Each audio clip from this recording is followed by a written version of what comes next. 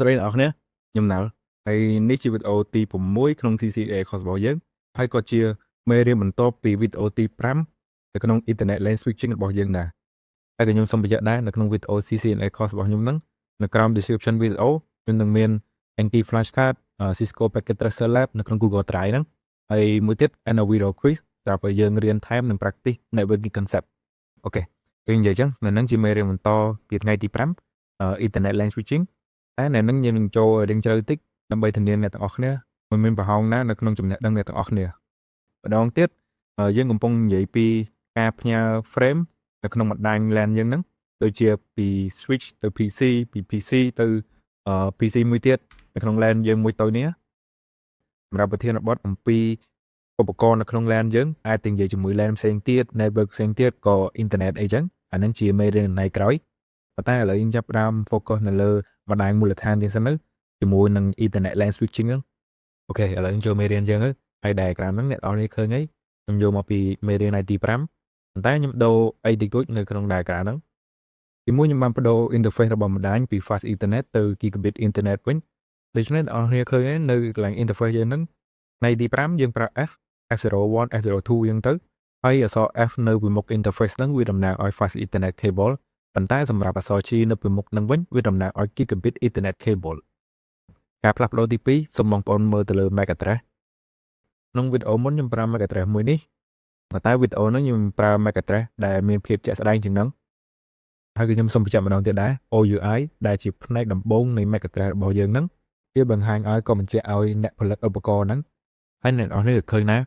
នៅក្នុង example យើងហ្នឹងឧបករណ៍ទាំងអស់ក៏ PC យើងហ្នឹងផ្នែកដំបូងរបស់ MAC address ពួកវាគឺដូចគ្នាអញ្ចឹងទៅមានន័យថាឧបករណ៍ទាំងអស់ហ្នឹងវាបង្កើតដោយក្រុមហ៊ុនតែមួយទេហើយបងប្អូនក៏ឃើញដែរផ្នែកចុងក្រោយក៏ផ្នែកទី2របស់ MAC address ហ្នឹងវាដូចគ្នាទេអញ្ចឹងទៅមានន័យថាអាហ្នឹងគឺជាអាសយដ្ឋានរបស់ device យើងរបស់ឧបករណ៍យើងហ្នឹងពេលណាខ្ញុំសម្ដៅទៅលើ MAC address ទាំងនោះខ្ញុំនឹងប្រើតែលេខ4ខ្ទង់នៅចុង MAC address ប៉ុណ្ណោះដើម្បីងាយស្រួលឧទាហរណ៍បើខ្ញុំចង់សម្ដៅទៅ MAC address របស់ PC1 វាគឺ 9D00 អញ្ចឹងទៅហើយបើថា MAC address របស់ PC2 គឺ6200យើងទៅឥឡូវខ្ញុំនឹងបន្ថែមអ្វីមួយទៀតចូលក្នុងបណ្ដាញយើងហ្នឹង network យើងហ្នឹងខ្ញុំនឹងបន្ថែមអាសយដ្ឋាន IP ក៏ IP address យើងណាយើងអត់តនិយាយពីសេចក្តីលម្អិតនៃ IP address ទេនៅក្នុងវីដេអូហ្នឹងប៉ុន្តែយើងត្រូវការវាដើម្បីពន្យល់អ្វីផ្សេងមួយទៀតអូខេអញ្ចឹងអាសយដ្ឋាន IP ហ្នឹង192.168.1.0/24 ហ្នឹងវាមានន័យថាវាតំណាងឲ្យបណ្ដាញយើងមួយហ្នឹងមួយ network ចឹងហ្នឹងបន្ទាប់មក .1 នេះវាតំណាងឲ្យ PC1 IP ហើយនេះខ្ញុំសរសេរតែកតុយទេតែថា IP ពេញរបស់ PC1 គឺ 192.168.1.1 យល់ទេបើថា PC2 .2 យើងទៅបើយើងប្រើ 192.168.1 ហើយ .2 ហ្នឹងសម្រាប់ឲ្យ PC2 បើថា PC3 PC4 យើងទាយដឹងអី .3 ហើយ .4 ហ្នឹងទៅហើយហ្នឹងគាត់តែជាកតុយរបស់ 192.168.1.3 យើងទៅអញ្ចឹងទេ .4 យើងទៅអូខេដូចខ្ញុំនិយាយអញ្ចឹង 192.168.1.0 ហ្នឹងវាតំណាងឲ្យ whole network ហ្នឹងបណ្ដាញមួយហ្នឹងអញ្ចឹងទៅបើថាយើងចង់ទៅ PC1 យើងអាចប្រើ 192.168.1.1 អញ្ចឹងទៅណាហើយយើងចង់ទៅ PC3 192.168.1.3 អញ្ចឹងទៅអូខេអ្វីដែលខុសគ្នាគឺកតុយហ្នឹងទេចង់បញ្ជាក់ឡើយហ្នឹងអូខេ so នៅក្នុងវីដេអូមុនខ្ញុំបានបង្ហាញអ្នកនរគ្នាតែផ្នែកមួយនៅក្នុងរូបភាពអំពីរបៀបដែលកុំព្យូទ័រក្នុង network យើងវាអាចតាក់ទងគ្នាបានប៉ុន្តែជាធម្មតាពេលឧបករណ៍មួយចង់ផ្ញើទិន្នន័យទៅឧបករណ៍មួយទៀតវាមិនមែនមានត្រឹមតែ source MAC address ហើយនិង destination MAC address នោះទេឥឡូវអ្នកនរគ្នាសម័យមើល OSI model សិនមកការយើងវីដេអូយើងនិយាយពី OSI model ហើយ encapsulation វាមិន work down the stack វាមិន add something into it ឧទាហរណ៍វាថែម header ថែម trailer ថែមអីចឹងហ្នឹងមែនទេហើយ work down the stack ហ្នឹងវាមិនមាន upper layer មិនមាន layer 4 layer 3ហើយ layer 2 ហ្នឹងទៅហើយមួយទៀត Ethernet LAN switching ហ្នឹងវាមិននៅ data link layer វាមិននៅ layer 2អញ្ចឹងទៅបើថាយើងចង់ send ទិន្នន័យពី PC1 ទៅ PC3 វាមិនត្រូវការ encapsulation តាម OSI model ហ្នឹងសិនអញ្ចឹងទៅមុននឹងដល់កន្លែង frame ហ្នឹងវាមិនត្រូវការឆ្លងកាត់layer 3សិនពីព្រោះ frame ហ្នឹងនៅ layer 2ហើយអ្នកនរគ្នាក៏ដឹងណា នៅ layer 3 ហ្នឹង network layer ហ្នឹងវាមាន IP ដូច្នេះនេះហើយបាននៅក្នុង encapsulate frame ហ្នឹងវាមាន IP package ហើយ IP package ហ្នឹងវាជាផ្នែកនៃ internet protocol ទៅខ្ញុំសុំទោសផងបើថាខ្ញុំបញ្យល់មើលរៀងមកចុំតិចព្រោះ experience ខ្ញុំបបិសោតខ្ញុំភ្លេចអា encapsulation នឹង process ហ្នឹងឧទាហរណ៍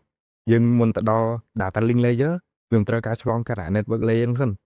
អញ្ចឹងទៅបានអានៅក្នុង frame វាមាន IP package ដែរទៅយើងចង់តែបញ្ជាក់ឡើងនឹងតិចទេខ្ញុំខ្លាចបងប្អូនភ្លេចអា process ហ្នឹងហើយយើងឆ្ងល់ថាមិនបានមាន IP package ហ្នឹងវានៅក្នុង frame នេះដែរអូខេતોដូចនិយាយចឹងនៅក្នុង frame ហ្នឹងវាមាន IP package ហើយ IP package ហ្នឹងជាផ្នែកនៃ internet protocol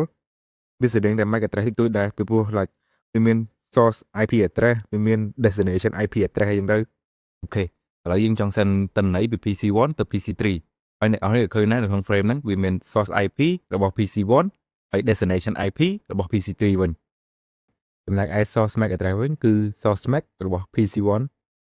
ប៉ុន្តែអ្នកនរគ្នាឃើញអី PC1 វានៅតែស្គាល់ destination MAC address របស់ PC3 ហើយខ្ញុំសូមបញ្ជាក់ឡើងនេះមួយទៀតពេលយើង send ទិន្នន័យពីកុំព្យូទ័រមួយទៅកុំព្យូទ័រមួយក៏ពី1001ទៅ1001យើងមិនមែនវាយ MAC address នោះទេយើងប្រើអាសយដ្ឋាន IP address ខ្ញុំសូមបងប្អូនចាំកន្លែងហ្នឹងផងឥឡូវឧទាហរណ៍ឡើងនេះអញ្ចឹងយើងចង់ send ពី PC1 ទៅ PC3 យើងប្រើ IP របស់ PC1 send ទៅ IP របស់ PC3 ប៉ុន្តែបងប្អូនឃើញណា destination MAC address របស់ PC3 PC1 វានៅតែស្គាល់អញ្ចឹងទៅ PC1 នឹងវាមិនត្រូវការរក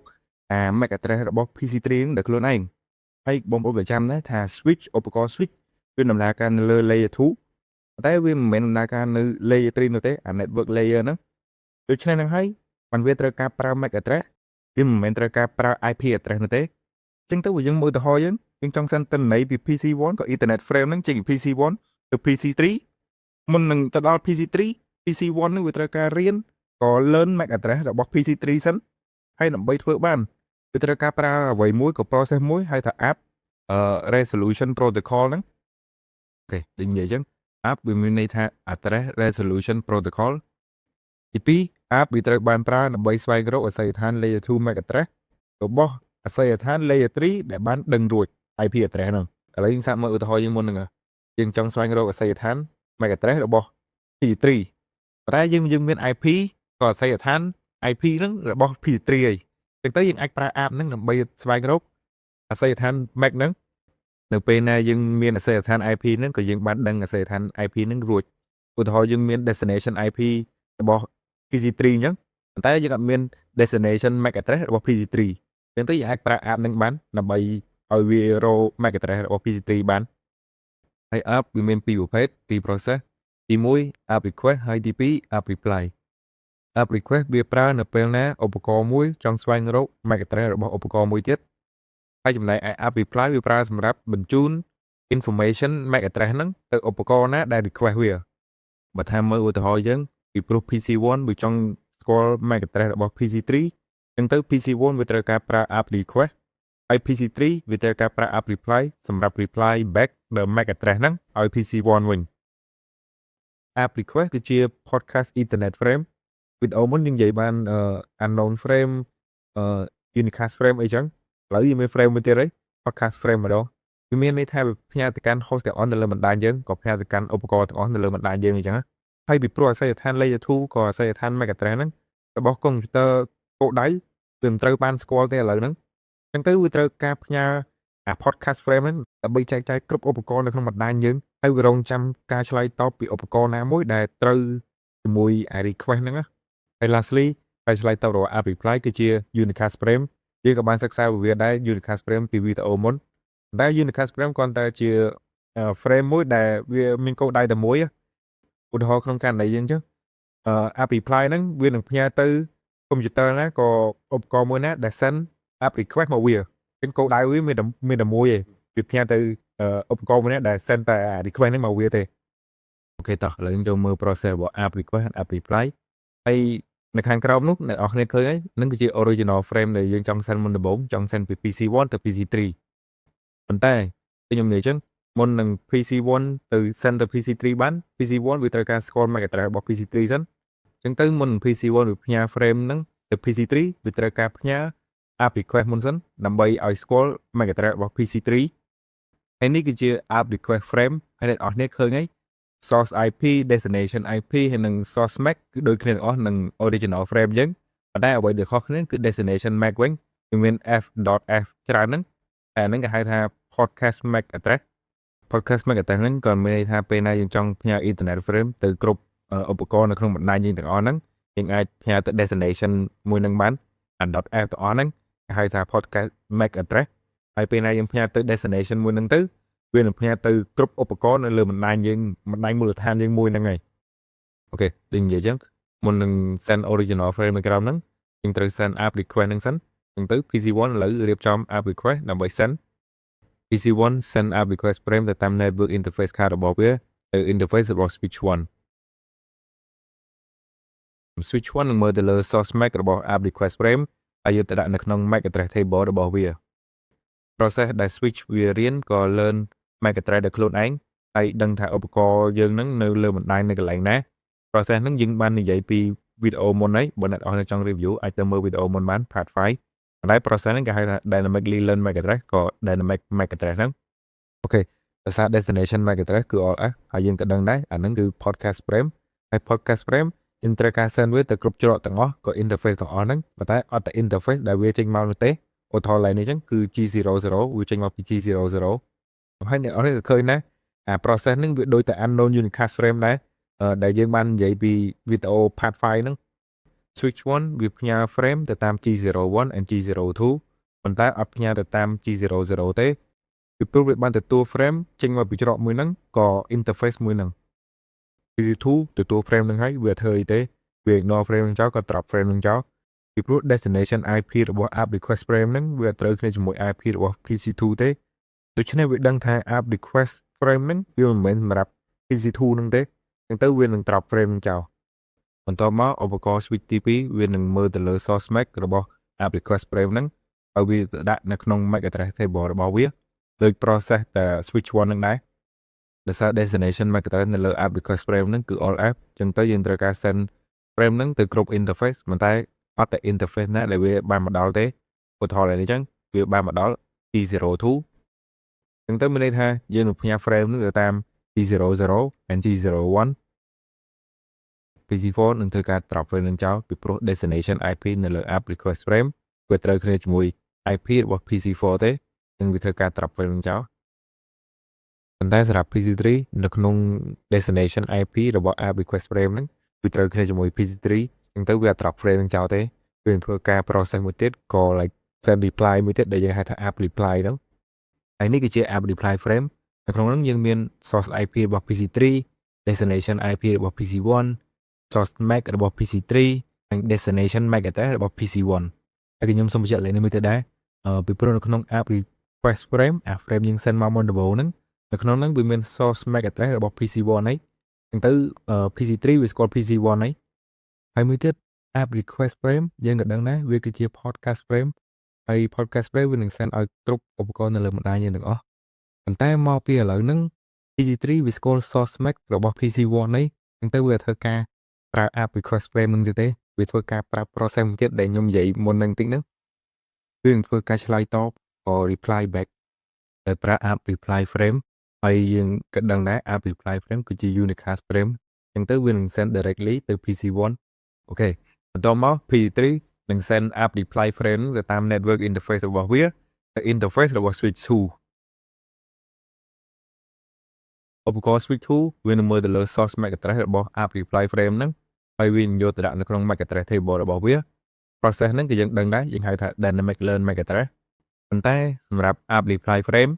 គឺជា non unicast frame អញ្ចឹងទៅមានន័យថាវានឹង forward ក៏ send directly ទៅ destination MAC address បណ្ដោយវាមិនធ្វើការ float ដូច unknown unicast frame ក៏ podcast frame នោះទេ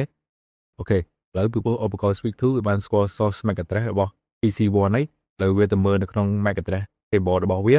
ហើយ source MAC របស់ PC1 គឺជា destination MAC address នៅក្នុង app reply frame យើងហ្នឹងដែលយើងចង់ send ពី switch 2ទៅ PC1 ហ្នឹងចំណែកឯកន្លែង interface នៅក្នុង MAC address table របស់ switch 2គឺជាច្រកដែលអាចទៅរក source MAC របស់ PC1 វិញបានឧទាហរណ៍នៅក្រោមនេះគឺជា G02 មានន័យថាបើយើងទៅតាមច្រកមួយហ្នឹងយើងអាចទៅ source MAC address របស់ PC1 វិញបានហើយ ហើយយើងក៏ដឹងដែរអា frame ហ្នឹងគេហៅថា non unicast frame អញ្ចឹងទៅវានឹង send directly ចេញតាម G02 ទៅ G02 នៅ switch 1 វិញ up reply frame ពេលមកដល់ឧបករណ៍ switch 1នឹងប្រើ process dynamic learn MAC address ដដែលតែវាទៅមើល source MAC របស់ PC3 ហើយវាទៅដាក់នៅក្នុង MAC address table របស់វាបន្ទាប់មកពីវាមាន destination MAC address របស់ PC1 អីអញ្ចឹងទៅវាអត់ធ្វើការ unknown unicast frame ក៏ float the frame អីទេវានឹង send directly ក៏ forward the frame ទៅតាម G00 ហ្នឹងទៅ PC1 អូខេឥឡូវ PC1 វានឹងយកព័ត៌មានក៏ info ពី RP5 frame ហ្នឹងវានឹងយកទៅដាក់នៅក្នុង app table របស់វាហើយនៅក្នុង app table ហ្នឹងគ្រាន់តែនិយាយ next slide ខ្ញុំនិយាយនេះហើយប៉ុន្តែគ្រាន់តែឧទាហរណ៍ like នៅក្នុង app table ហ្នឹងវាមាន IP និង MAC address ឧទាហរណ៍ IP មួយណាវាតាក់ទងជាមួយ MAC address មួយហ្នឹងឧទាហរណ៍ like នេះអញ្ចឹងlike IP.3 អញ្ចឹងទៅវាតាក់ទងមួយ source MAC របស់ PC3 អញ្ចឹងទៅអញ្ចឹងនៅក្នុង PC នៅក្នុងឧបករណ៍ PC វាមាន app table អញ្ចឹងទៅក្នុង app table ហ្នឹងដូចនិយាយអញ្ចឹងវាមាន IP និង MAC address ហើយឧទាហរណ៍នៅក្នុង PC1 វាចង់ដឹងថា IP មួយណា IP.3 ហ្នឹងវាដឹងថាទៅ source MAC មួយណាវាស្គាល់ source MAC របស់ PC តែ next slide អ្នកនរគ្នានឹងយល់ថែខ្ញុំអាចពន្យល់ច្រើនពេកអាចស្ដាប់ទៅវល់វិញឥឡូវចូល next slide ដែរអូខេហើយដូចនិយាយអញ្ចឹងនៅក្នុង computer យើងអញ្ចឹងវាមាន app table ហើយ app table វាគ្រាន់តែមាន IP និង MAC address ដែល link មួយគ្នាឧទាហរណ៍ឡើយនេះ internet address គឺជា IP ហ្នឹងហើយមាន IP នេះអញ្ចឹងទៅហើយវា link មួយ physical address MAC address ហ្នឹងមួយ like MAC address នេះអញ្ចឹងទៅនិយាយទៅមានប៉ុណ្្នឹងឯងវាចង់និយាយថា like IP មួយណាវា link មួយ MAC address មួយហ្នឹងបន្ទាប់មកបើយើងចង់មើល app table ក៏មើលតារាង table app ហ្នឹងគេអាចប្រើ command app -a បាន -a ហ្នឹងបានសម្រាប់មើល app table នៅលើ Windows ក៏បាន Mac ក៏បាននៅ Linux ក៏បានដែរហើយដូចខ្ញុំនិយាយអញ្ចឹង internet address ហ្នឹងគឺជាអាសយដ្ឋាន IP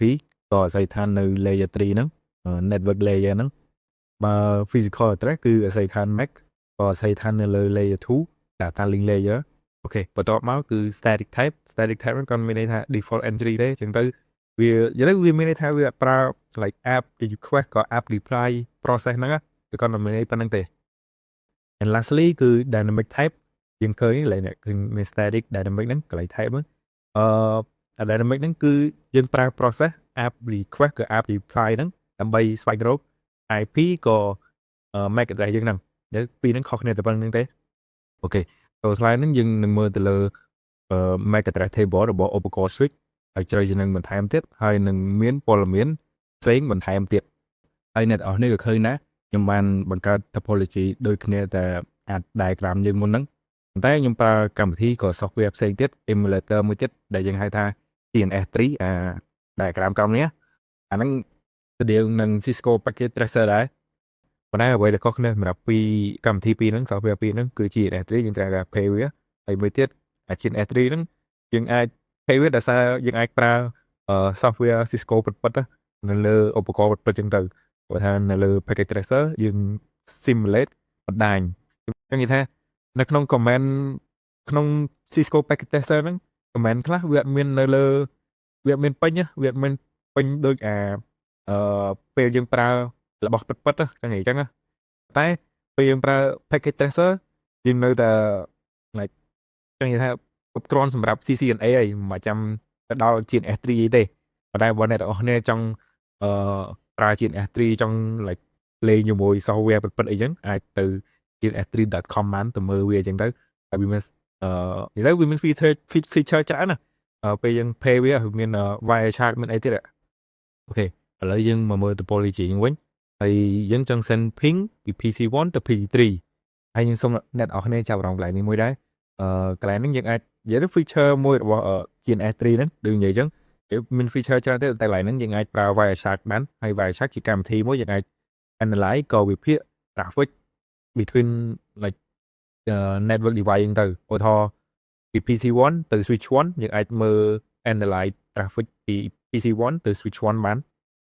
អូខេហើយដូចនិយាយចឹងយើងចង់ផ្ញើ ping ពី PC1 ទៅ PC3 ប៉ុន្តែ PC1 នៅក្នុង ping ហ្នឹង destination MAC address វាស្គាល់និយាយទៅ PC1 ហ្នឹងអត់ទាន់ស្គាល់ MAC address របស់ PC3 ទេ ហើយវាក៏ដឹងដែរវានឹងប្រើ process ដែលយើងនិយាយមុនហ្នឹងទីមួយ PC1 វានឹងធ្វើការផ្ញើ app request frame ហើយ app request frame ហ្នឹងវានឹងធ្វើការផ្ញើទៅកាន់ host ក៏ឧបករណ៍ទាំងអស់នៅលើបណ្ដាញយើងទី2ពីព្រោះ destination IP នៅក្នុង app request frame ហ្នឹងវាត្រូវគ្នាជាមួយ IP របស់ PC3 PC3 នឹងធ្វើការឆ្លើយតបក៏យើងហៅថា app reply frame ហ្នឹងហើយក៏យើងដឹងដែរ app reply frame គឺជា unicast frame អញ្ចឹងទៅវាមានកូដដៃតែមួយទេវានឹងផ្ញើទៅកុំព្យូទ័រមួយណាក៏បណ្ដាញមួយណាដែល request វាហ្នឹងអូខេ lastly ទី3 PC1 វានឹងរៀន MAC address របស់ PC3 ហើយវាយក MAC address ហ្នឹងទៅដាក់នៅក្នុង app table របស់វាបន្ទាប់មកព័ត៌មានហ្នឹងវានឹងយកទៅប្រើសម្រាប់ផ្ញើ ping ទៅ PC3 អញ្ចឹងទៅអ្នកនរគ្នាឃើញនៅក្រោមហ្នឹងពេល PC3 វាផ្ញើ reply back ហ្នឹង app reply back ទៅ PC1 វាយកទៅដាក់នៅក្នុង app table របស់វាហើយវានឹងមើលទៅលើ app table របស់វាហើយយកទៅប្រើសម្រាប់ send ping ទៅ PC3 អូខេឥ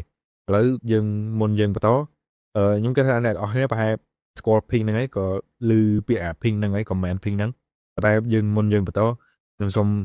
បញ្ជាក់ក៏និយាយពីដំណើរការ process របស់ ping នេះសិនចាំយើងចូលមេរៀនយើងបន្តអូខេતો ping គ្រាន់តែជា network tool មួយយើងអាចប្រើហ្នឹងសម្រាប់test មើលឧបករណ៍យើងនៅលើ network យើងហ្នឹងក៏ end host យើងហ្នឹងអាចស្គាល់គ្នាអត់អាច send ពីឧបករណ៍មួយទៅឧបករណ៍មួយបានអត់ឈានដល់ឧបករណ៍មួយបានអត់និយាយទៅ put it simply គ្រាន់តែយើងចង់ test មើលយើងអាចប្រើ ping ហ្នឹងបានចង់ test មើលPC1 វាស្គាល់ PC3 អត់តែប៉ុណ្្នឹងទេអូខេទី2វា measure ពេលវេលាចំណាយនៅក្នុងការធ្វើដំណើរទៅវិញទៅមកដូចវា measure round trip time អញ្ចឹងវាមានន័យថាឧទាហរណ៍ PC1 send ping ទៅ PC3 ហើយ PC3 reply ping ហ្នឹងទៅ PC1 វិញ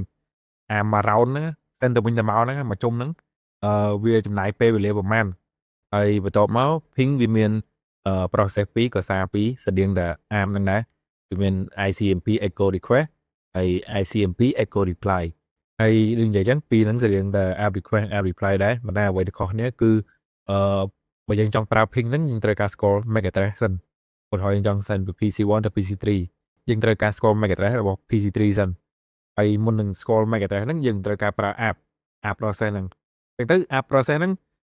យើងប្រើវាសម្រាប់ស្វែងរក MAC address ប៉ុន្តែមក ping វិញយើងប្រើវាមុននឹងយើងស្គាល់ MAC address ហ្នឹងអញ្ចឹងទៅយើងប្រើ app ហ្នឹងហើយយើងប្រើ ping ហ្នឹងបានមែនណាហើយ ping ហ្នឹងយើងប្រើវាសម្រាប់test មើល counter មួយក៏ឧបករណ៍មួយវាស្គាល់គ្នាអត់វាអាច send ពី counter មួយទៅពណ៌មួយនឹងបានអត់អញ្ចឹងនិយាយទៅពីហ្នឹងខ្ញុំចង់និយាយថាអ្វីដែលខុសគ្នាគឺping យើងត្រូវការមាន MAC address ហ្នឹងសិនត្រូវការ learn MAC address ហ្នឹងសិនមិនយើងប្រើ ping ហ្នឹងបានហើយចំណែក app យើងប្រើវាសម្រាប់ស្វែងរកអត្ថដ្ឋាន MAC address របស់ឧបករណ៍ណាមួយពេលណាយើងមាន IP របស់វាឧទាហរណ៍យើងមាន IP PC3 អញ្ចឹងទៅ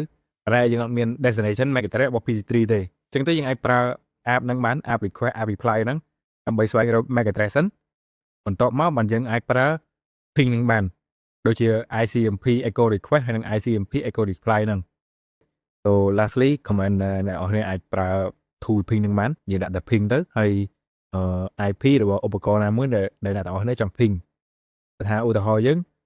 មិនចង់ ping ពី PC1 ទៅ PC3 អញ្ចឹងទៅយើងនឹងធ្វើការ ping ទៅ PC3 ប្រើ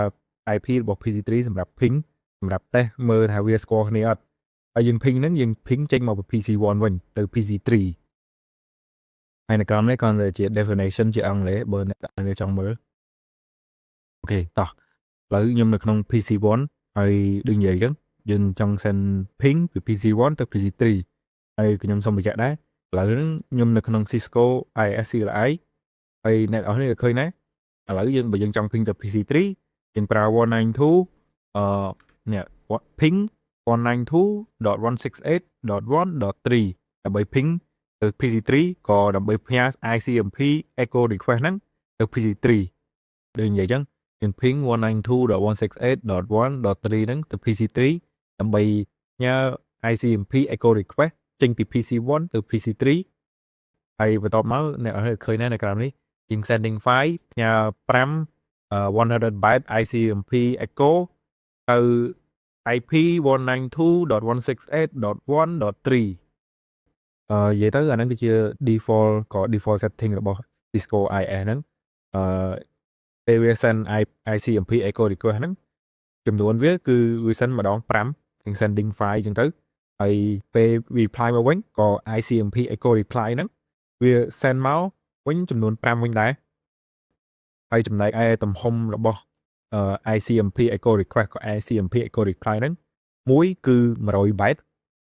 បន្ទាប់មកកន្លែងនេះកន្លែង dot ក៏ period ហ្នឹងមានន័យថា file ping ក៏ ping បរាជ័យ ping មុនដំបូងហ្នឹងអត់បានទៅដល់ទេហើយកន្លែងសញ្ញាឧទាហរណ៍ហ្នឹងមានន័យថា successful ping មានន័យថា ping ហ្នឹងបានទៅដល់ ping ហ្នឹងបានជោគជ័យយ៉ាងទៅ lastly កន្លែងនេះយើងមាន success rate is 80% for alpha យ៉ាងទៅហើយអ្នកនរក៏ដឹងដែរអាកន្លែង dot ហ្នឹងវាមិន fail ping អញ្ចឹងទៅមានតែ4 ping ទេបាន success ping យ៉ាងទៅហើយមួយទៀតកន្លែង round trip ហ្នឹងក៏វាបង្ហាញពេលវេលាដូច minimum average maximum ពេលវេលា ping ហ្នឹងទៅវិញទៅមកមក round មកជុំនឹងទៅអូខេអ្នកនរគ្នាប្រហែលជាឆ្ងល់មិនបាន ping មុនដំបូងវា fail អញ្ចឹងយើងក៏ដឹងដែរថាមុនយើងប្រើ ping យើងត្រូវការស្គាល់ MAC address របស់ destination IP ដែលយើងចង់ ping សិនមែនទេឧទាហរណ៍ឡើងនេះអញ្ចឹងយើងចង់ ping PC3 ប៉ុន្តែ PC1 វាអត់ទាន់ស្គាល់ MAC address របស់ PC3 ទេអញ្ចឹងទៅមុននឹងវា send ping ក៏អា ping មុនដំបូងហ្នឹងអាកន្លែង file វាហ្នឹងវាត្រូវការប្រើអា process app ហ្នឹងតែមាន app request ហើយនិង app reply អញ្ចឹងទៅកន្លែង ping មុនដំបូងហ្នឹងកន្លែង file អាកន្លែង dot មុនដំបូងហ្នឹងវា file ពីព្រោះមកពី PC1 វាត្រូវការប្រើ app process ហ្នឹងសិន app request app reply ហ្នឹងដើម្បីឲ្យស្គាល់ PC3 MAC address ហើយពេលវាស្គាល់ហើយអា4ចុងក្រោយហ្នឹងវា successful វិញហើយវាស្គាល់ហើយវាអាចទៅ ping បានហើយអូខេតោះឥឡូវយើងទៅមើលតារាង app វិញក៏ table របស់ app វិញដូចនិយាយអញ្ចឹងនៅក្នុង Windows ក៏ Mac ក៏ Linux យើងប្រើ app like dash ក៏ -a ហ្នឹងដើម្បីមើល app table របស់វាប៉ុន្តែឥឡូវហ្នឹងយើងនៅក្នុង Cisco IS អញ្ចឹងទៅយើងប្រើ show app វិញនៅក្នុង privilege exec mode ហើយអ្នកនរគ្នាឃើញនៅក្រោមនេះនៅក្នុង app table របស់ Cisco IS ហ្នឹងវាមាន IP របស់ PC1 IP របស់ PC3 ហើយនិង MAC address របស់ PC ទាំងពីរហ្នឹងដែរតែ link ជាមួយគ្នាមួយ IP ហ្នឹងអូខេឥឡូវយើងចូលមកមើលកម្មវិធី Wireshark ម្ដងហើយខ្ញុំបាននិយាយដែរ Wireshark ហ្នឹងគ្រាន់តែជាកម្មវិធីមួយវាដូច capture the package ដូចចាប់ package ហ្នឹងដើម្បីឲ្យយើងមកវិភាគក៏ analyze វាបានហើយនៅក្នុងកន្លែងហ្នឹងយើងកំពុងមើល package ដែលយើងចង់ send ping ទៅពី PC1 ទៅ PC3 ហ្នឹងខ្ញុំសុំអ្នកនរគ្នាមើលកន្លែង protocol column ហ្នឹងយើងចង់ send ping ពី PC1 ទៅ PC3 មុនដំបូងយើងត្រូវការប្រើ app សិនហើយចំណែកឯ ICMP នៅកន្លែង protocol column ហ្នឹងវាតំណាងឲ្យ ping អូខេឥឡូវយើងមកមើល app package អាទី1ហ្នឹងមើលកន្លែង source គឺ PC1 MAC address ចំណែកឯកន្លែង destination គឺ podcast ក៏ podcast MAC address តែមាន destination all F ទាំងអស់ហ្នឹងហើយបើថាកន្លែង info នេះអ្នកនរគ្នាឃើញអីវាមិនវល់វាមិនសួរណាគេមាន 192.168.1.3 សួរណាគេមាន IP របស់ PC3 ហ្នឹងអូខេហើយឲ្យទៅប្រាប់ក៏ tell 192.168.1.1 PC IP របស់ PC1 អញ្ចឹងទៅអ្នកឃើញអីអាហ្នឹងនិយាយទៅវាបញ្យល់អំពីទូនាទីរបស់ app ដូចឧទាហរណ៍មុនដំបូងវាមិនសួរថាណាគេមាន IP ហ្នឹងសិនហើយថាណាគេមាន IP ហ្នឹងឲ្យមកប្រាប់ឧបករណ៍ដែល request ហ្នឹងមក send reply back មកអូខេបន្ទាប់មកគឺ app reply អ្នកនរឃើញកន្លែង source គឺវាចេញមកពី PC3 វិញហើយ destination វាទៅ PC1 វិញអូខេចំណែកឯកន្លែង info គឺវាប្រាប់ថាIP របស់ PC3 ហ្នឹងគឺនៅ MAC address មួយនេះអញ្ចឹងទៅមានន័យថាពេលវា send reply back ក៏ app reply frame ហ្នឹងទៅ PC1 វាមិនមានsource MAC របស់ PC3 ដែរតោះមកអ្នកនរឃើញណានៅក្រោមនេះវាមាន ICMP echo request មាន4 message អញ្ចឹងទៅហើយ ICMP echo reply មាន4ដែរតែអ្វីដែលខុសគ្នាគឺ ICMP echo request គឺវាចេញមកពី PC1 source វាហ្នឹងហើយ destination IP គឺចេញទៅ PC3 ចំណែកឯ ICMP echo reply វិញវាចេញមកពី PC3 ប៉ុន្តែ reply ទៅ PC1 វិញ IP PC1 វិញខ្ញុំនឹងប្រើកម្មវិធី Wireshark ហ្នឹងនៅពេលផ្សេងទៀតនៅក្នុង CCNA របស់យើងប៉ុន្តែខ្ញុំគិតថាអ្នកនរអាចនឹងឃើញផលប្រយោជន៍របស់វាយើងអាច capture ក៏ចាប់ package មួយហើយយកមកវិភាគក៏ analyze អីចឹងទៅនិយាយទៅខ្ញុំសង្ឃឹមថាអ្នកទាំងអស់គ្នាយល់ពី process ដែលខ្ញុំនិយាយមុនហ្នឹងឥឡូវ like put it simply ពេលយើងចង់ send ទិន្នន័យចេញពីឧបករណ៍យើងមួយទៅឧបករណ៍មួយទៀតនៅលើបណ្ដាញយើងណាយើងត្រូវការស្គាល់ក៏រៀនពី MAC address របស់ឧបករណ៍ហ្នឹងសិនបើយើង send ទិន្នន័យចេញពីឧបករណ៍មួយទៅឧបករណ៍មួយបាននៅក្នុងបណ្ដាញយើងមួយហ្នឹងហើយ process ដែលយើងរៀនក៏ឲ្យឧបករណ៍យើងហ្នឹងស្គាល់ MAC address របស់ឧបករណ៍មួយទៀតprocess ហ្នឹងដែលយើងហៅ app ហ្នឹងមាន app request និង app reply ហ្នឹងអូខេឥឡូវយើងមកមើលMAC address table របស់ Cisco switch ម្ដងហើយនេះជា command ដែលយើងអាចប្រើបាននៅលើ Cisco switch ដើម្បីបង្ហាញ MAC address table របស់វាហ្នឹង show.clear mac.clear address ហើយ dash ហ្នឹងហើយ table អូខេឥឡូវយើងចូលទៅមើលក្រោមហ្នឹងមើលហើយក្រុមទី1យើងមាន VLAN ពាក្យពេញវាVirtual Local Area Network អាហ្នឹងយើងនឹងនិយាយពីវានៅមេរៀនក្រោយប៉ុន្តែអ្នកនរដឹងថា default VLAN គឺលេខ1ទៅអានេះគឺ default ទេហើយ column ទី2គឺ MAC address ហ្នឹងឯងក៏ physical address ហើយយើងឃើញដែរ MAC address PC1 និង MAC address PC3 ចឹងទៅមែនបន្ទាប់មកមាន type ហ្នឹងខ្ញុំបាននិយាយយើងមាន static ហើយនិង dynamic type ហ្នឹងdynamic type អាហ្នឹងវាមិនបានរៀនដោយយើង manually ដាក់ចូលនៅក្នុងហ្នឹងទេវារៀនដោយសារវាប្រើ app request និង app reply and lastly យើងមាន port ហ្នឹងដូចនិយាយចឹងport ហ្នឹង just another name ក៏ឈ្មោះមួយទៀតសម្រាប់ interface ចឹងទៅហើយដូចនៅក្រោមនោះចឹង G00 G02 ហ្នឹងគ្រាន់តែតំណាងឲ្យ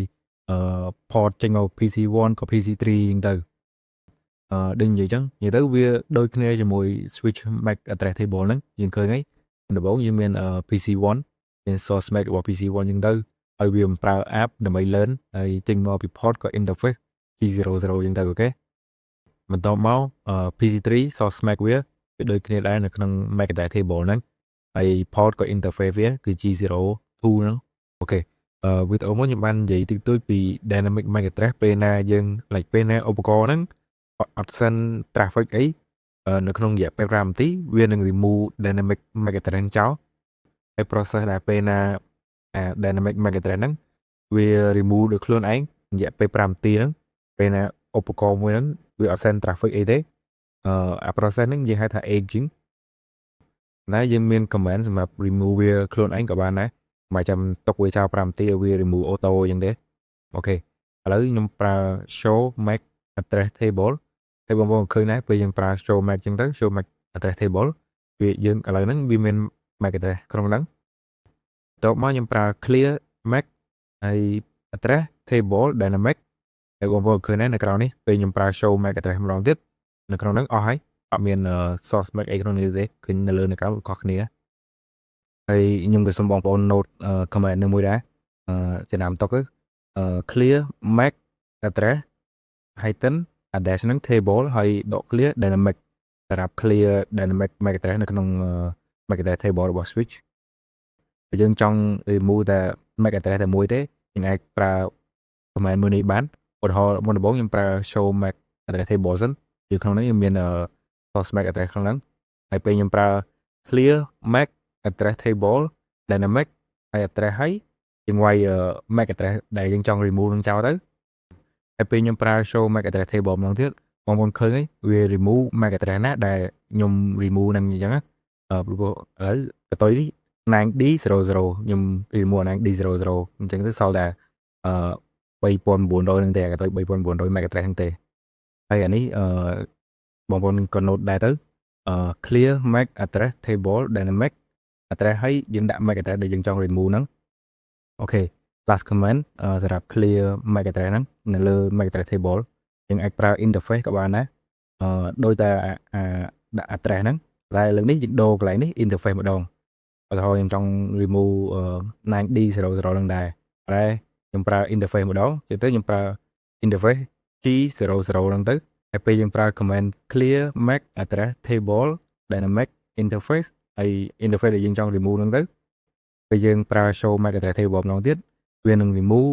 interface ដែលយើងចង់ clear ហ្នឹងហើយតែយើងចង់ remove ហ្នឹងហើយហើយដូចពី command នោះដែរបងប្អូនសុំ note នេះដែរទៅ clear MAC address table dynamic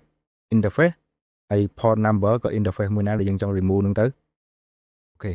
ឡូវមុនយើងចប់វីដេអូចូល annual video quiz ខ្ញុំសុំមើល Wireshark ម្ដងទៀតសិនហើយនឹងមើលទៅលើ Ethernet frame ដែលយើងនិយាយពី part 5 ហ្នឹងខ្ញុំចង់មើល detail វាហើយពយល់អ្នកនរគ្នាកន្លែងនេះបន្តិចហើយនៅក្នុង package ហ្នឹងខ្ញុំផ្ញើ ping ទៅ PC3 ប៉ុន្តែទំហំវាគឺ36 byte អញ្ចឹងទៅ command វាយើង ping 192.1.3 អញ្ចឹងទៅអានឹង PC3 ហើយ size 36ហ្នឹងមានន័យថាតំណាងឲ្យ36 byte អញ្ចឹងទៅមានន័យថាឥឡូវហ្នឹងខ្ញុំចង់ ping ទៅ PC3 ប៉ុន្តែអា package size របស់ ping ហ្នឹងទំហំវាតែ36 byte ទេតែខ្ញុំចង់ send ទៅលើ network យើងឥឡូវខ្ញុំសូមចាប់ attention អ្នកនរគ្នាទៅមើលក្រោមនេះសិនកន្លែង type ហ្នឹងយើងបាននិយាយពីវីដេអូមុនហ្នឹងហើយកន្លែង type បើថាវាមានតម្លៃប៉ុណ្ណា OX 0800ហ្នឹងវាតំណាងឲ្យ IPv4 ក៏ version IPv4 ហើយមួយទៀតកន្លែង 0x ហ្នឹងប៉ុន្តែវាតំណាងឲ្យមានន័យថាអាហ្នឹងជា hexadecimal អញ្ចឹងទៅមានន័យថាតម្លៃវាជា hexadecimal ហ្នឹងគ្រាន់តែជា0800ហើយវាគ្រាន់តែបញ្ជាក់ក៏តំណាងឲ្យថានៅក្នុង type ហ្នឹងនៅកន្លែង Ethernet header ហ្នឹងវាឥឡូវហ្នឹងកំពុងប្រើ IPv4 version នៅក្នុង header និងក្នុង Ethernet frame ហ្នឹងអូខេឥឡូវយើងទៅមើល padding ម្ដងហើយវីដេអូមុនក៏ខ្ញុំបាននិយាយដែរវីដេអូ part 5នៅកន្លែង Ethernet frame ហ្នឹងminimum size របស់ payload គឺ46 byte ប៉ុន្តែឥឡូវហ្នឹងខ្ញុំ ping ទៅ PC3 size package ខ្ញុំហ្នឹងតែ36 byte វិញទេអញ្ចឹងទៅវាខ្វះ10 byte ទៀតដើម្បីបំពេញ minimum size payload ដើម្បី send package ហ្នឹងទៅលើ network បានចំណែកឯលេខ0នៅក្នុង padding ហ្នឹងគឺជា hexadecimal ហើយនៅក្នុង hexadecimal មួយតួក៏មួយ digit គឺមាន4 bit ដូច្នេះបើថា2វាមាន8 bit ហើយយើងដឹងហើយ8 bit គឺ1 byte អញ្ចឹងទៅនៅក្នុងហ្នឹងយើងរាប់ទៅវាមាន20អញ្ចឹងលេខ0 20នៅក្នុង hexadecimal នៅកន្លែង padding ហ្នឹងវាតំណាងឲ្យ10 byte ដែលបំពេញទៅ minimum size របស់ payload យើងហ្នឹងព្រោះឥឡូវហ្នឹងយើងមិន ping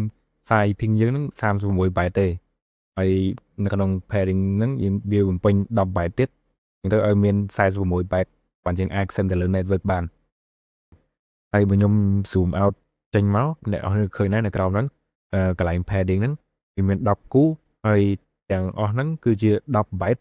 នៃ padding ដែលត្រូវបន្ថែមទៅក្នុង ping ដែលមាន size ក៏ទំហំវា36 byte ពីព្រោះដូចខ្ញុំបាននិយាយអញ្ចឹងsize តូចបំផុតក៏ minimum size របស់ payload យើងគឺ46 byte អញ្ចឹងទៅយើងត្រូវការយកអា10 byte ហ្នឹងយកទៅបំពេញនៅក្នុង ping ហ្នឹងដើម្បី send ទៅលើ network បាន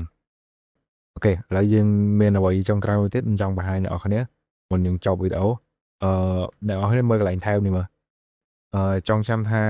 Ethernet type សម្រាប់ IPv4 គឺ 0x 0800ហើយសម្រាប់ IPv6 គឺ 0x86DD ហើយបើថានៅទីនេះវិញនៅកន្លែង type ហ្នឹងសម្រាប់ app វិញគឺ 0x 0806វាគ្រាន់តែបង្ហាញថានៅកន្លែងEthernet frame ហ្នឹងវាមាន app package នៅក្នុងហ្នឹងអូខេឥឡូវមុនយើងចូល Annual Video Quiz យើងមើល topic ដែលយើងបាននិយាយពីវីដេអូ 6 ហ្នឹងសិនទៅហើយវីដេអូ part 6 និង part 5 ហ្នឹងពីរហ្នឹង Ethernet lane switching ហ្នឹងវា important អ្នកនរ like វាសំខាន់ហើយអានេះជា fundamental ហើយ part 6 ហ្នឹងខ្ញុំបាននិយាយពី app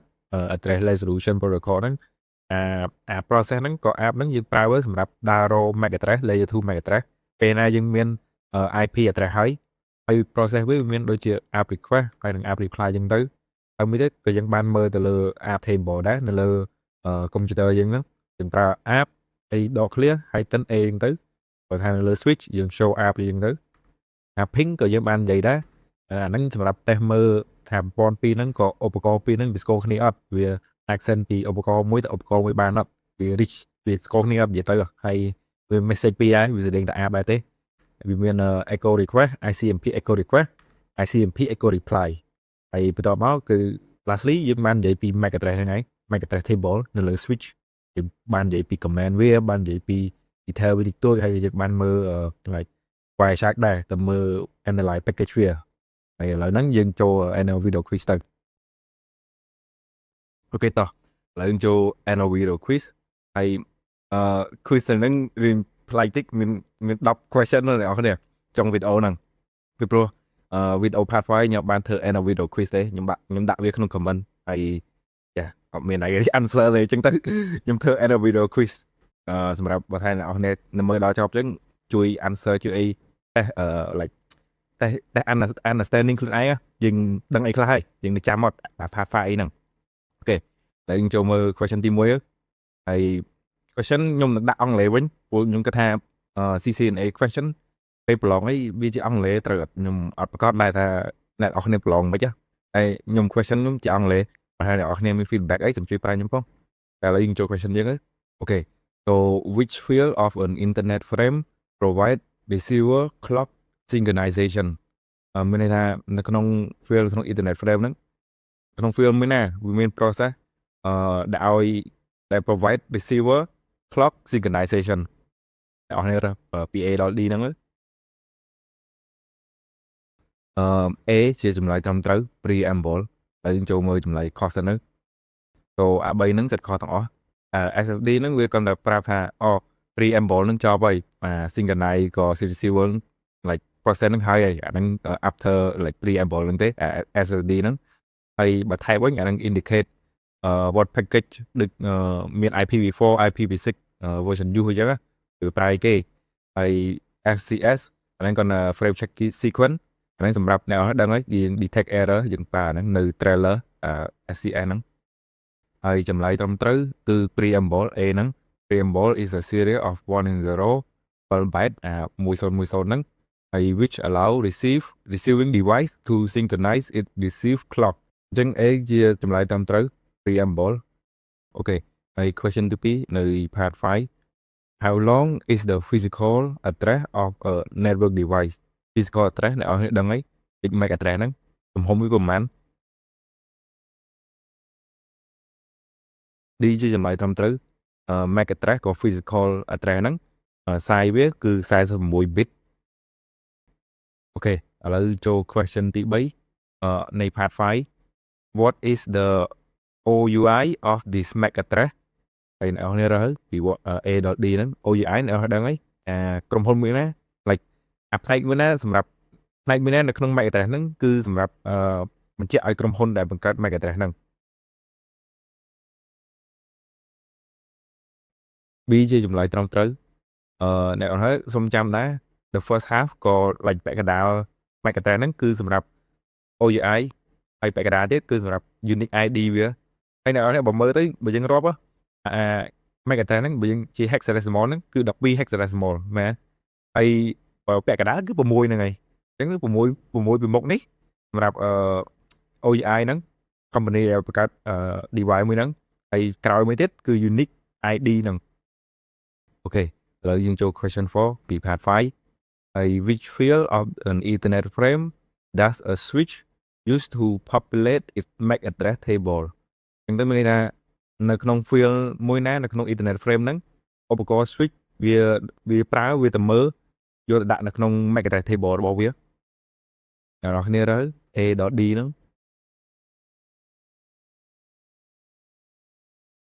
C ជាចម្លើយត្រឹមត្រូវsource MAC address ឥឡូវយើងទៅមើលចម្លើយខុសសិនទៅ preamble ហើយនិង length field គឺជាចម្លើយខុសពីព្រោះ preamble យើងដឹងហើយ process វាគឺ synchronize the receiver clock ទេវាមិនមែនប្រើសម្រាប់ populate the MAC address table ទេហើយមួយទៀត length field ហ្នឹងយើងសម្រាប់ប្រើមើលទំហំក៏ length របស់ encapsulate package ហ្នឹងវាប្រហែលទេsize វាហ្នឹងយើងមិនមែនប្រើវា populate MAC address table ទេបន្ទាប់មក destination MAC address ហ្នឹងគឺនៅក្នុង field ដែរហើយវាពាក់ព័ន្ធមួយ source MAC address ដែរតែវាswitch ឧបករណ៍ switch វាអត់មើល destination MAC address ទេយើងដឹងហើយវាមើល source MAC address ហើយវាយក source MAC address ដើម្បីរៀនcounter ហ្នឹងណាហើយចេញមកពី port មួយណាមែនណាហើយ process ហ្នឹងគឺយើងបាននិយាយច្រើនដែរពី part 5 និង part 6 អីហ្នឹងអា process ដែលយើងហៅថា dynamic learn MAC address ហ្នឹងវាមិនមើលឧបករណ៍ switch វាមិនមើលទៅលើ source MAC របស់ package ក៏ frame ហ្នឹងហើយយកដាក់ក្នុង MAC address table របស់វាអូខេ last question of part 5 what kind of frame does a switch plot our all interface except the one it was received on មានន័យថា frame មួយណា ដែល switch ពេលបាន frame មួយហ្នឹងវានឹងធ្វើការបញ្ជូនទៅគ្រប់ច្រកទាំងអស់ក៏គ្រប់ interface ទាំងអស់ប៉ុន្តែអត់តែ interface ណាដែលវាបានទទួលក៏ចេញមកទេអ្នកនរគ្នារើសហើយA ដល់ C ហ្នឹង A ជាចម្លើយត្រឹមត្រូវ unknown unicast frame ហើយយើងចូលទៅមើលចម្លើយខុសសិនទៅទី1 known unicast frame វាខុសពីព្រោះknown unicast frame វា send directly ក៏ just forward the frame ហ្នឹងទៅ destination វាអត់ធ្វើការ flip អីទេហើយ all cast វាមិនមែនany frame ទេអាហ្នឹង trick question ទេ and lastly unknown unicast frame យើងដឹងហើយពេលណាឧបករណ៍ switch វាដឹងdestination MAC address ទេវានឹងធ្វើការ send ទៅគ្រប់ interface ទាំងអស់អត់តែ interface ណាដែលវាបានទទួលទេអូខេឡើយចូល question 1 of part 6 question with all ហ្នឹងyou send a 36 byte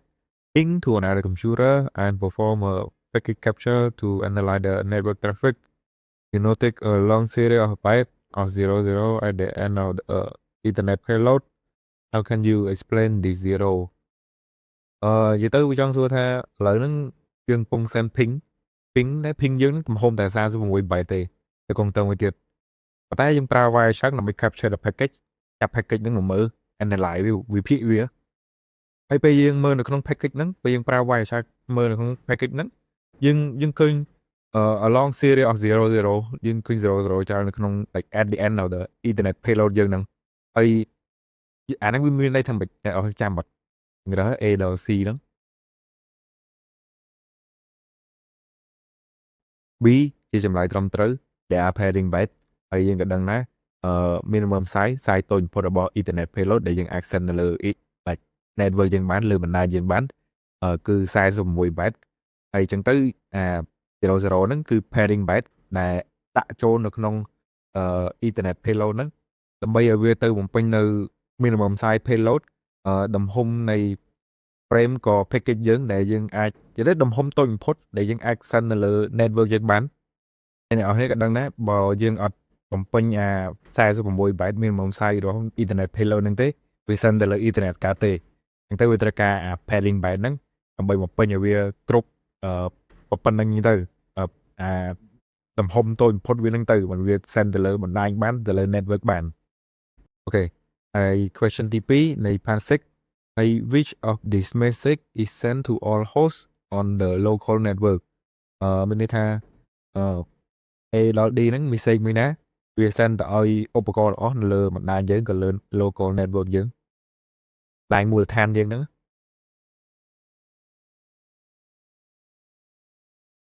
A ជាចម្លើយត្រឹមត្រូវ app request frame ហើយយើងមើលចម្លើយខុសសិនទៅ app reply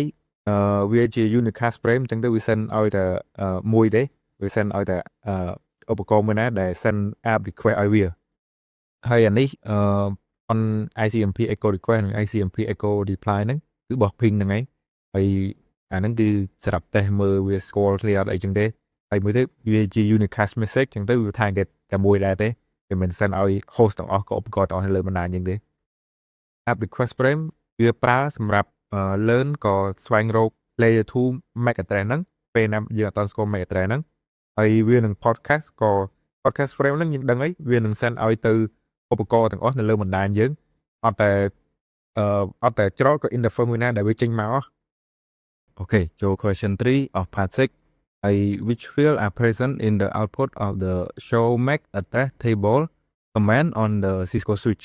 អញ្ចឹងមានន័យថាពេលយើងប្រើ command មួយហ្នឹងfield គេចេញ output ចេញមកពេលយើងប្រើ command ហ្នឹងនៅក្នុង Cisco switch អស់ហើយវា A ដល់ D ហ្នឹង C ជាចម្លើយត្រឹមត្រូវឥឡូវយើងចូលមើល next slide ទៅពេលយើងប្រើcommand ហ្នឹងវាមិនចេញចេះណាវា output វា field វា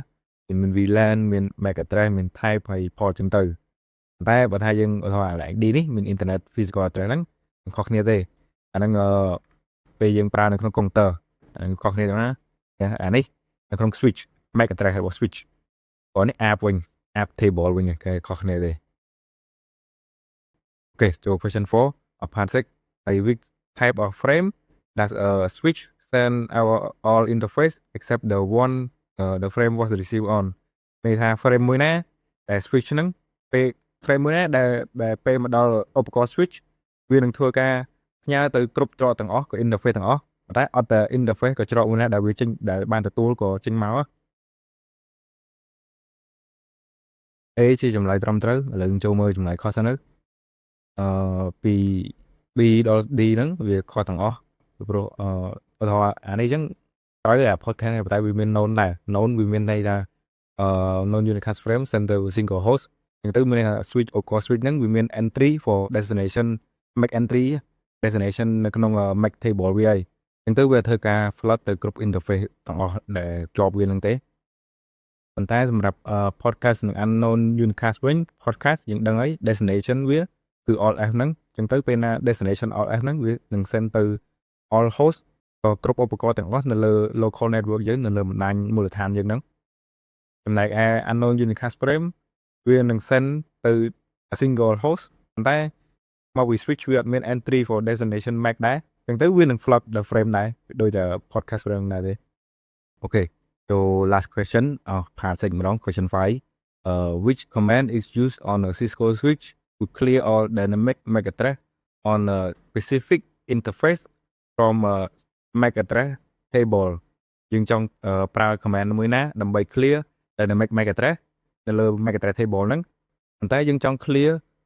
interface មួយហ្នឹងដូច interface ID ដូចមាន G01 G02 អញ្ចឹងណាអ្នកអរគ្នា pick ពី A ដល់ D ហ្នឹងD ជាចម្លើយត្រឹមត្រូវclear MAC address heighten table dynamic interface ហើយ interface ID អញ្ចឹងទៅព្រោះនេះខុសទាំងអស់ក៏លេខក៏អាខ្លះវាមាន heighten នៅកណ្ដាលអញ្ចឹងទៅយើងត្រូវចាំ comment វាមាន heighten នៅ like address ហើយនឹង table ចំណុចអញ្ចឹងទៅខ្ញុំបានដាក់ comment ដែរអ្នកនរនេះចាំ note ទុកទៅអូខេឥឡូវមុនខ្ញុំចុះវីដេអូខ្ញុំសូមបញ្ជាក់អ្នកនរម្ដងទៀតក្នុង description ខ្ញុំមាន Anki flashcard សម្រាប់យើងរៀនថែមពី networking concept អីចឹងហើយនឹងCisco Packet Tracer Lab សម្រាប់យើង practice ពី networking concept នៅក្នុង Cisco Packet Tracer ហ្នឹងហើយ